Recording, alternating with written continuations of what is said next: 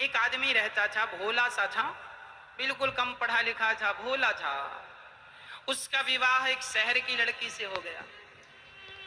और शहर की लड़की से हुआ, पहले के जमाने में ना शादी के सालों भर तक विदाई नहीं होती थी। विवाह हो गया, विदाई नहीं हुई। तो एक दिन ये मचल गया, अपनी माँ से बोला मैं अपनी दुल्हन से मिलना चाहता हूँ। माँ ने एड्रेस लिख दिया, फलाने जगह चले जाना। पहले चिट्ठी पहुंचाई कि दामाद जी आ रहे हैं ससुराल में फलानी ट्रेन से फलानी तारीख को।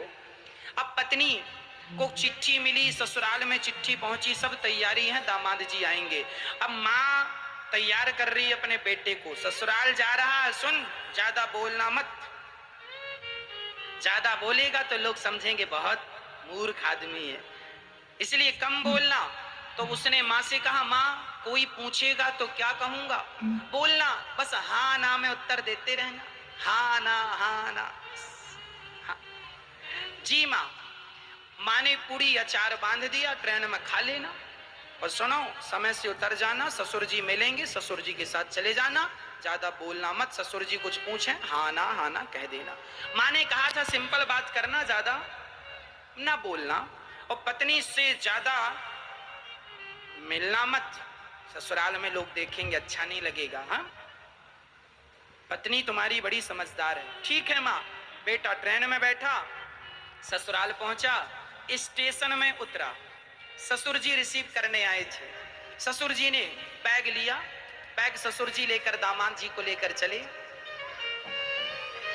तो दामाद जी से ससुर जी प्रश्न कर रहे हैं, यात्रा अच्छी रही ना? क्यों, कोई तकलीफ थी ट्रेन में, कोई प्रॉब्लम ना? हाँ हाँ।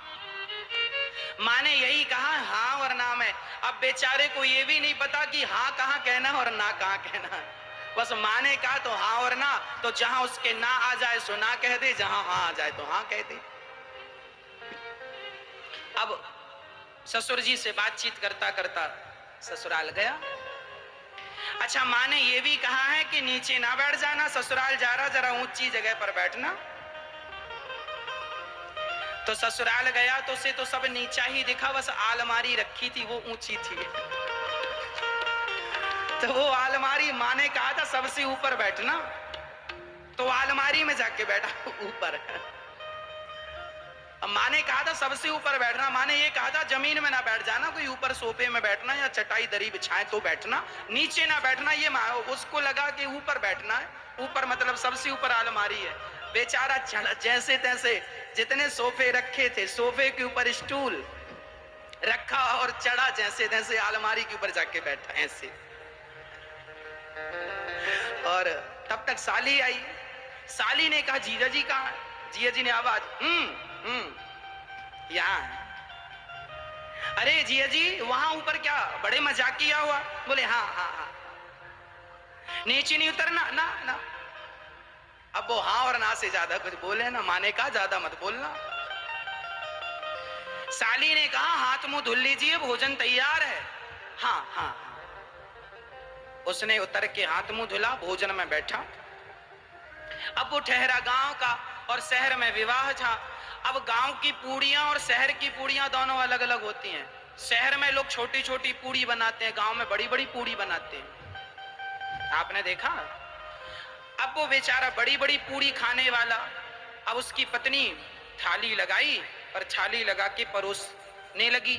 उसके थाली में सब्जी अचार सब कुछ था, और पूड़ी उसने 4 रखी। तो उसने एक पूड़ी उठाई, साग लगाई और पूरी की पूरी पूड़ी खाने लगा। एक पूड़ी एक बार में खा रहा है। अब पत्नी ने दरवाजे से निकलकर इशारा किया, अब ससुर जी देखें तो वो कुछ बोले ना, साली देखे सो हंसे। अब पत्नी को लगा मेरे पति गलत कर रहे हैं, सबको हंसी आ रही है, तो इशारे से कहा उसको लगा एक नहीं दो दो कह रही है खाने को। उसने 2 पूड़ी उठाई, साग लगाई और जो खाया मुंह बड़ा ऐसे बड़ा मुंह उसका हो गया।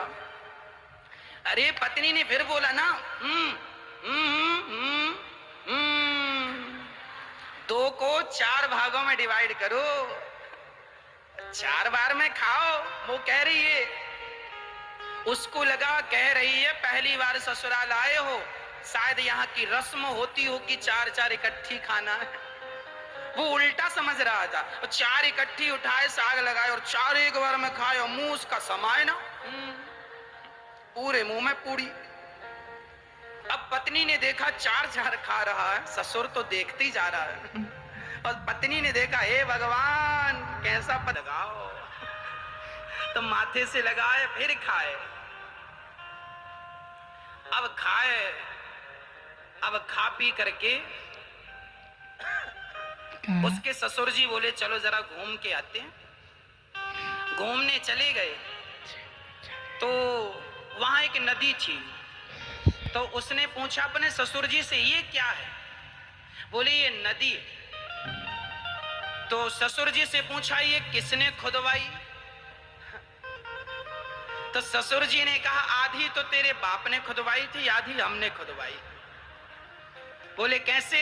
बोले हमने आधी ऐसे खुदवाई कि हमने अपनी बेटी तेरे से ब्याही, और आधी तेरे बाप ने कि तेरे बाप ने तुझ जैसा बेटा पैदा किया, दोनों ने मिलकर खुदवाई है। तो हंसने के लिए कोई भी बहाना हो अच्छा है।